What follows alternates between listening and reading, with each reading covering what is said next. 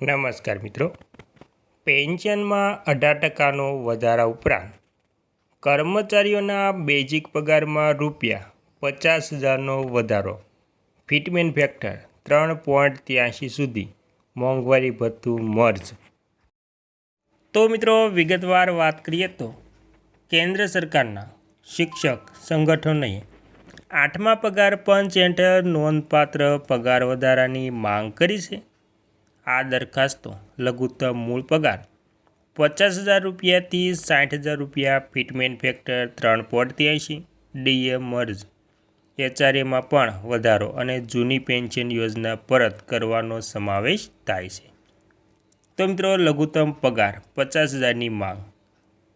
શિક્ષક સંગઠનની પ્રાથમિક માંગ એ છે કે લેવલ 1 કર્મચારીઓના લઘુત્તમ મૂળ પગારમાં ₹50,000થી વધારીને ₹60,000 કરવામાં આવે.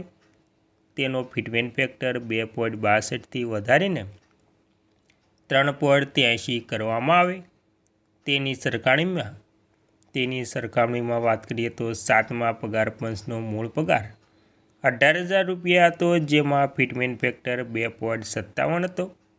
વાર્ષિક વધારો 3% હતો, એટલે કે જો નવી માંગણીઓ સ્વીકારવામાં આવે તો પગારમાં નોંધપાત્ર વધારો થવાની અપેક્ષા રાખી શકાય છે. અને મિત્રો વાર્ષિક વધારો અને ડીએ મર્જ.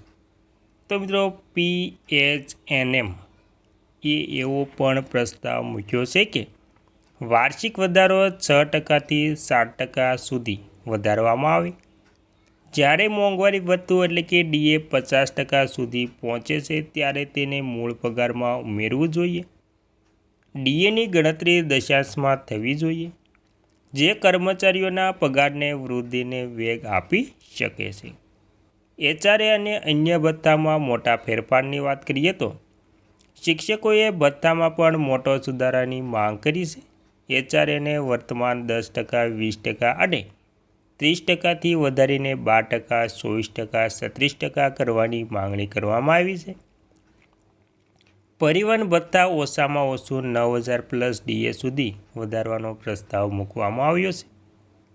ડિજિટલ ભથ્થું વધારીને ₹2,000 માસ, ઇન્ટરનેટ અને એઆઈ સપોર્ટ માટે કરવાની વિનંતી કરવામાં આવી છે. બાળકોના શિક્ષણ માટે મુખ્ય લાભ. બાળ શિક્ષણ ભથ્થું CEA પ્રતિ બાળક દર મહિને ₹2,812થી વધારીને ₹7,000 કરવાની માંગ કરવામાં આવી છે. તેને ગ્રેજ્યુએશન સુધી લંબાવવાની માંગ પણ કરવામાં આવી છે. અને મિત્રો ત્યારબાદ મહત્ત્વની વાત કરીએ તો તબીબી અને વીમામાં મોટા સુધારા. શિક્ષકોએ આરોગ્ય અને સલામતી અંગે પણ અનેક સૂચનો કર્યા છે. તેમાં 100% કેશલેસ તબીબી વ્યવસ્થા, ઓપીડી અને આઈપીડી બંને, જૂથ વીમો કવર ₹1 કરોડથી વધારીને ₹2 કરોડ અને નિવૃત્તિ પછી CGSS જેવા લાભો પૂરા પાડવાની માંગ કરવામાં આવી છે. રજાઓ અને નિવૃત્તિના લાભોની વાત કરીએ તો પ્રસ્તાવમાં 14 દિવસનું જે કેન્જ્યુઅલ રજા CL અને 30 દિવસની અર્ન લીવ એટલે કે ELની માંગ કરવામાં આવી છે. EL એન્કેશમેન્ટમાં પણ 300થી વધારીને 400 દિવસ કરવાનો પ્રસ્તાવ કર્યો છે. ગ્રેજ્યુએટીમાં પણ ₹25 લાખ સુધી વધારીને ₹50 લાખ કરવાની માંગ કરવામાં આવી છે. પ્રમોશન અને કારકિર્દીની વૃદ્ધિની વાત કરીએ તો શિક્ષકોએ કારકિર્દી વૃદ્ધિમાં ફેરફારની પણ માંગ કરી છે. તેમાં દર 6, 12, 18 અને 24 વર્ષ પ્રમોશન અને દર 6-7 વર્ષે TGTથી માંડીને PGTમાં પ્રમોશનની માંગ કરી છે. એ નોંધવું જોઈએ કે હાલમાં ઘણા શિક્ષકોને પ્રમોશન માટે 15થી 20 વર્ષ રાહ જોવી પડે છે. આમાં OPS પરત કરવું અને નિવૃત્તિ વયમાં વધારાને પણ સામેલ છે. અને મુખ્ય માંગણીઓમાં જૂની પેન્શન યોજના OPS ફરીથી લાગુ કરવી, NPS અને UPSના પ્રસ્તાવિક નાબૂદી અને નિવૃત્તિ વય 60 વર્ષથી 65 વર્ષ સુધી વધારવાનો સમાવેશ થાય છે. વધુમાં સિવિલ સેવકો માટે વન રેન્ક વન પેન્શન એટલે કે OROP જેવી સિસ્ટમની પણ માંગ કરવામાં આવી છે।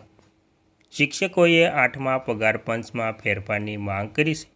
ફક્ત પગાર જ નહીં પરંતુ સમગ્ર સેવા માળખામાં જો આ માંગણીઓ સ્વીકારવામાં આવે તો પગારમાં નોંધપાત્ર વધારો થશે અને ભથ્થા અને પેન્શનમાં નોંધપાત્ર સુધારો થશે અને કારકિર્દી વૃદ્ધિ અને સુરક્ષામાં સુધારો થશે।